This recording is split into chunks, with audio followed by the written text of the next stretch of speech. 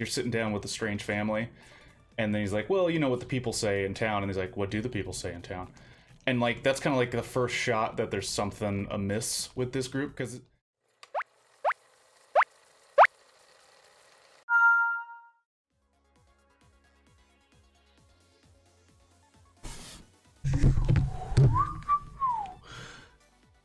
hello and welcome to another episode of Blockbuster Review.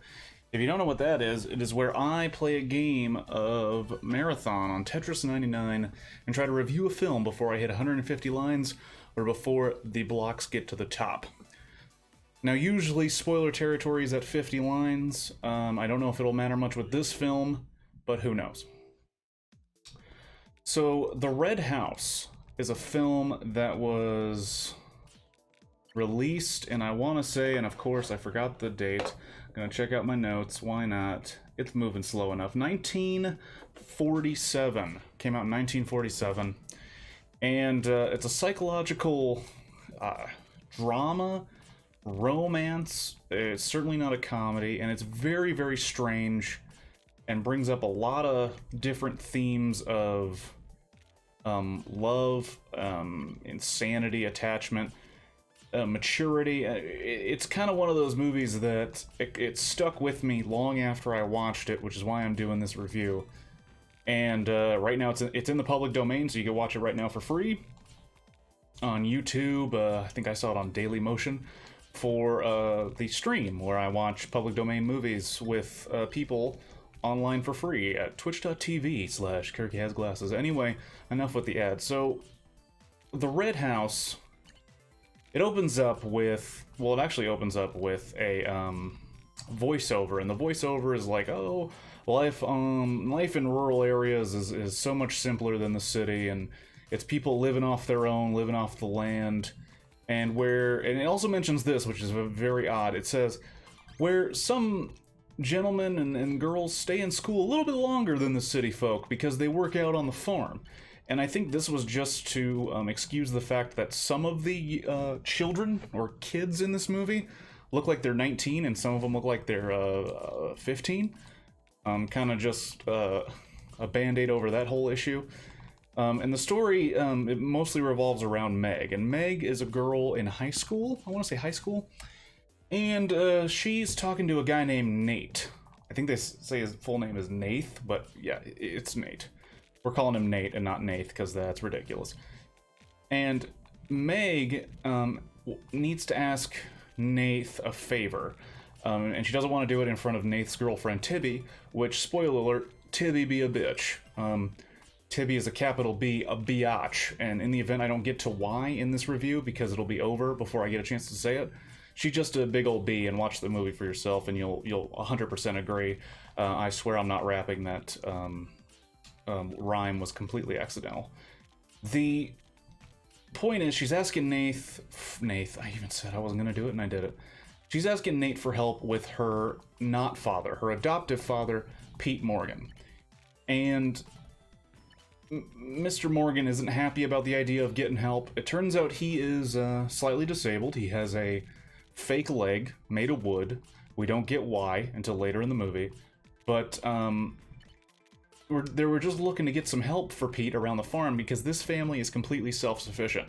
You find out at the dinner table, after Nate works there for a day, that they basically don't go to town, they don't associate with the rest of the town, and the people in school, spread rumors. And of course, there's that lovely awkward moment in movies when, like, you're sitting down with a strange family, and then he's like, well, you know what the people say in town, and he's like, what do the people say in town? And, like, that's kind of like the first shot that there's something amiss with this group, because it seems like a pretty nice family of a man and woman and their daughter. Turns out that daughter is adopted. Meg is adopted, you can tell this was up because she calls Pete rather than dad, and Ellen rather than mom. Pete and Ellen are actually brother and sister, and they adopted Meg when her family moved away. And you're like, okay, cool. And he's like, I'm going to set everybody straight at school. We're already at spoiler territory. I'm not going to say what I want about this movie in the time I have. Unless I just purposefully go slow, like I am right now when adjusting my glasses. He says he's gonna let everybody know at school what the deal is, he's gonna set them straight, and then he wants to go home. And Pete says, cool, you're gonna take the road? And he says, no, I'll just cut through the forest. And Pete stops him and says, I think you should take, like, the road. He's like, well, I haven't been scared of the forest since I was a kid. And he's like, you should take the road. Like, but the road's gonna be like 3 hours. He's like, take the road. And then just straight up warns him, it's the Red House. You don't want to go to the Red House. And he's like, I haven't been scared of ghost stories. He's like, yeah, well, the screams will haunt your dreams. And you're like, okay, well, this is early on in the movie too. I'm going way too slow for what goes on in this movie. And so he takes the road he shouldn't have, and he ends up running back to the house after he hears some shit in, like, the windiest scene. So much wind. Like, I'm surprised it hasn't won, like, an honorary Oscar, like, post-mortem of everybody that's been in it, just for wind, because the wind in this fucking movie, absolutely intense. Not since Twister have we seen such amazing wind.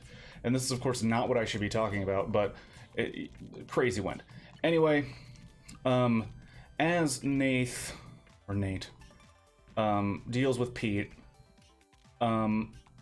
his girlfriend starts getting jealous because if you hang out with Pete, because Pete is the adoptive father of Meg, you're also got to hang out with Meg because she lives in the fucking place where Pete is and where their farm is. So of course Tibby, being jealous, saying like, what's the deal? Like, why are you always hanging out with this Meg character even though she looks 15? I look like a 17-year-old that's trying to pretend she's 20. Tibby, here's one of the reasons I don't like Tibby. Tibby is one of those characters, one of those people that definitely would date like a 21-year-old when she was 17, and then she would be surprised to find out that that guy was a predatory piece of shit. And it's like, well, he's dating 17-year-olds, so that should have been obvious. And it turns out she is a guy named Teller, who is a drunk who just carries around a rifle. A fantastic combination, good for the whole family. And there's like some weird flirtation between them, and you're like, okay, but he's like a weirdo drifter. She's not going to be down for that. Until later in the movie when she's totally down for that and cheats on Nath with him, and then that's how they leave each other, is she's with Teller and Nath can kind of go fuck himself. There's more experiences in the woods. Nath gets knocked out by a corporeal person. You see a person knock him out at the creek, at the small river that he says he can jump, which he does, and then gets hit in the back of the head with like a blunt object. He's protecting the woods for Pete, and it's unclear. It says we're the deed to the forest, but it's like Ellen, Pete's sister, is like, yeah, he did that to Teller, but it doesn't mean anything. And it's like, well, what's going on then? Why is he doing it? Pete at one point says to just shoot at anybody who comes into the forest. And the whole movie is the mystery growing as these characters try to figure out what's up with the Red House. What happened there? What's in there now? What's going on? And eventually, Ellen has enough. She threatens to burn down the Red House. She gets shot by Teller. That leads to a whole thing with Teller that's not interesting and like kind of doesn't even need to be in the movie, where the police chase him and him and Tibby end up, arrested together because he steals her dad's car. It's really stupid. And when everything that befalls her, I don't care about because she's a horrible person. But what we find out is that Megan's mom, whose name is Jeannie, which Pete randomly calls her Jeannie throughout the movie, and you're like, okay, that's the first sign that you're dealing with a situation you don't want to have.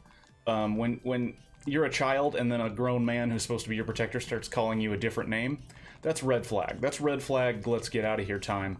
And then even his sister, after she threatens to burn it down and then ends up dying, he calls her Jeannie again and lets her know that, oh yeah, what happened was, funny story, I killed your mom and your dad because your dad threatened to take you away after accusing us of having an affair, which we didn't. And it's a lot of unreliable narrator situation. And he ends up almost killing Jeannie, but I won't reveal the entire ending because I want you to see it, and you can for free because it's in the public domain. And it's not Jeannie, it's Meg. He almost kills Meg. Anyway, just go see it. Red House. It holds up very well. I'm probably going to get the book and read it because it was so entertaining. The Red House. Go watch it. It's pretty rad. And have a good day.